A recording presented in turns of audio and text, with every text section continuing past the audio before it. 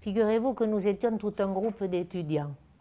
Et on avait décidé d'aller manifester, d'aller se recueillir devant le monument aux morts. C'était interdit, on l'avait interdit.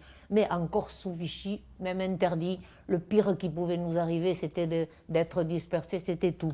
Et nous étions presque à la croisée de la rue Alsace et de la rue de Metz. Tout d'un coup, c'est moi qui j'ai dit, mais il y a un grand bruit par là. On se retourne.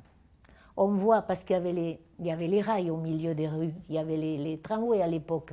Ça faisait du bruit sur ces rails qui étaient au milieu des rues. On voit ces chars arriver, avec ces Allemands en grande tenue. Ce bruit. Nous avons eu le souffle coupé, et je crois qu'on s'est mis tous à pleurer. On s'est tourné vers le mur, ça je ne l'oublierai jamais, pour ne pas qu'ils voient qu'on pourrait les regarder passer. Et nous ne sommes pas allés manifester parce qu'à ce moment-là, on ne savait pas comment ça allait se passer.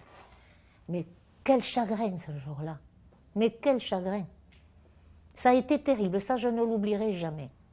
Je les ai vus défiler sur les chars d'assaut le 11 novembre 1942. Oui, les sidecars avaient qui passaient, et il y avait les chars d'assaut qui se promenaient en ville, tout ça.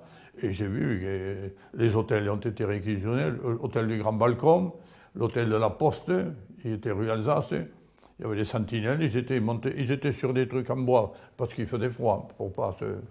Oui, je les ai vus arriver. On les a vus arriver avec les tanks marchant en place, ou pas ces bottes qui résonnaient sur le palier, le pavé, la fanfare. C'était affreux, affreux. Enfin, les gens qui les ont vus arriver, tout le monde pleurait. Et tous les amis qui les avaient vus arriver sont arrivés à la maison, tout le monde pleurait. C'était affreux. Ça a été